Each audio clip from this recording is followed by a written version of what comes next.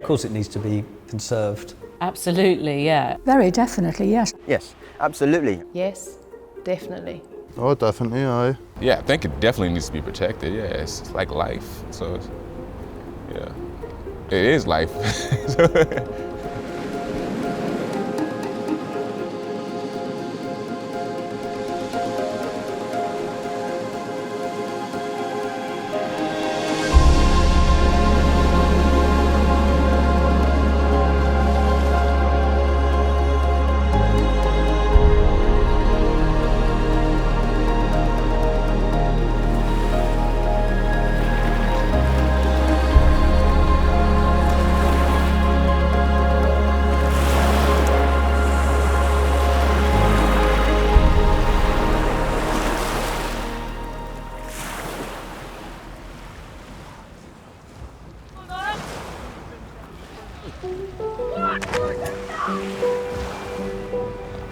After a long day at work, it's a remedy. It's everybody knows what you're saying when you say, I've got to get to the beach and have a swim.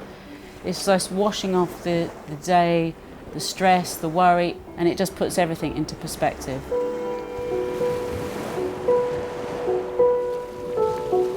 We've been here since my daughter was 5, and she's been into kayaking, rock pooling. You know, it's a complete free playground.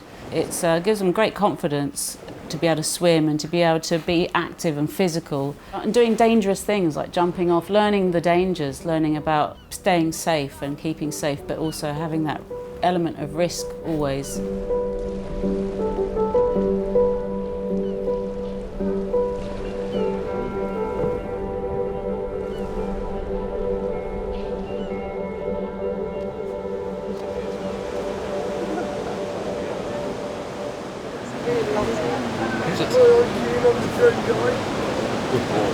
I'm very lucky I only live down the road from where I work, and I purely just absolutely love the ocean. It opens up my heart to so much, and just so happy with it. It's, you know, it's unreal. I've always been adventurous.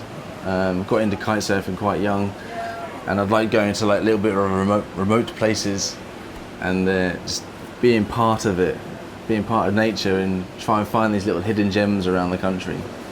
Here at Whitewater, what we do is we have a load of kids come through, mainly kids from London. They've never even seen the sea until they've come on holiday to the Isle of Wight, some of them. And just the fulfillment that you get from them, from never seeing the water before, it's just incredible. You know, that puts my smile on my face at any time of the day.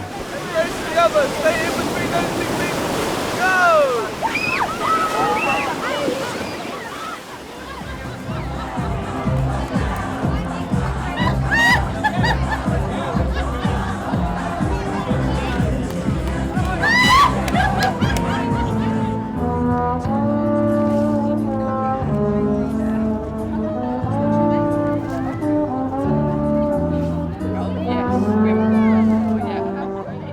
Oh, the community here is brilliant. We're a very close-knit family, really. It's friendly, it's happy, everybody knows each other.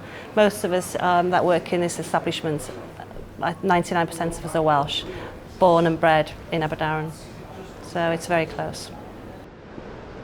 People that come here on vacation, on holidays, they're just so envious. They go, oh, you live here, oh, you're so lucky, you know. We come here every year, we can't wait to come here. And then you realise, actually, yes, we are very lucky to live in such a beautiful place. I'll always come back to Aberdaron. You know, it's just a beautiful little village. It's, as you can see, it's very popular in the summer.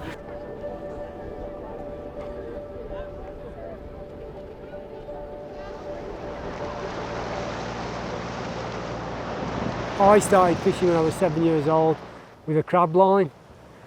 I then moved on to a broomstick with a screw in the end of it. And eventually I moved on to fishing rods and then onto the boat. He's fishing in the blood. The sea's in the blood, without doubt. And the fishing is just part of that, I think.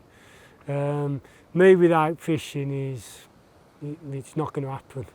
Not only that, because I've only been diving sort of, I think it's 6 years now, I've still got so much to learn about it. You go down there, you see all the life that you've been going over for the last 30 years and you didn't really know it existed. It's like being in an aquarium, and it's so peaceful. And you know, if you see a lobster in a hole, a lot of the time they'll come out to see who you are and what you are, and I find that fascinating. The fishing needs to be looked after and it needs to be managed, that is without doubt. But diversification, extra revenue from something else which would take pressure off the fishing, that works for me.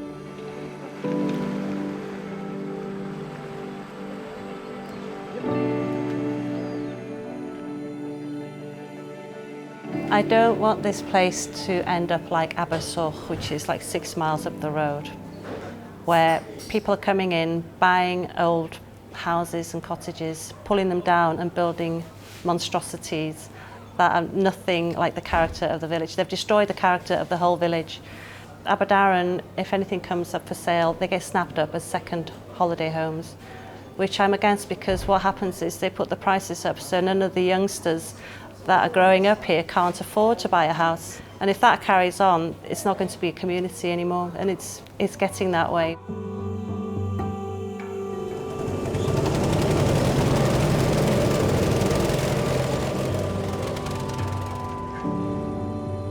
A lot of the time I think the community doesn't feel very heard when they object to things. It feels like it's all following the money, whereas striving forward to get more money is not necessarily what's going to be the best thing for people. You know, people need to be spiritually rich, not just financially rich. So I think it's this obsession with growth is short-sighted in terms of the human condition, you know.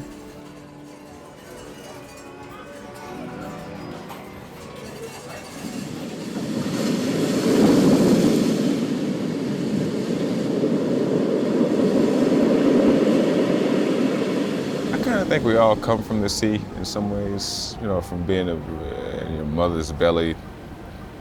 And I think the reason why it is so peaceful is because you're more in touch with the earth.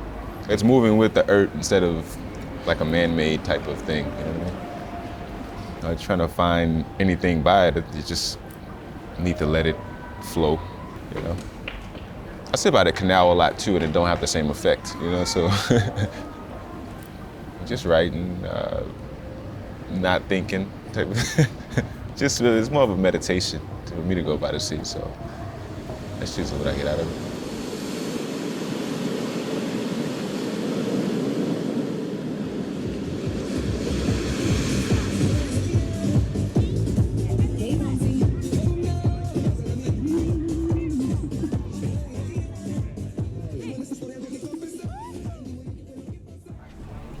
Am I allowed to go spiritual? Because I think for me the sea is a bit like it can carry any burden. So it's so deep that a giant ocean liner and a little dinghy can both float on it. I'd teach people how to run, mostly vulnerable people who have history with mental health issues, sometimes suicide issues as well. Being out there with other people in a supported environment, seeing that open space, seeing that wide open space, because one thing with suicide is the trapped feeling. It's to do with black and white thinking. You think there's only unbearable pain or dying, and those are your only two options. And because I'm so open about it myself, because I've been through it, I know what it feels like now. Thank you. That's a brilliant thing. I wouldn't wish it on anyone, but I wouldn't change it for the world. So yeah, I've been able to help people because it's easy to talk about. It's easy for me to talk about. I'm proud of it, so yeah.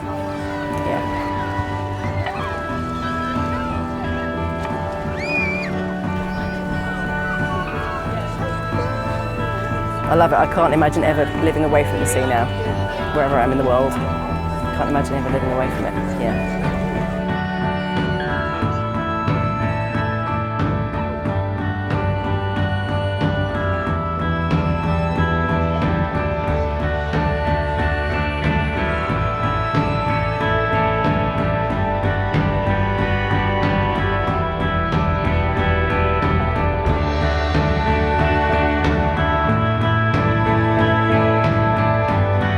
something about the sea which sort of grounds you and sort of places you on the planet. It makes you feel very small.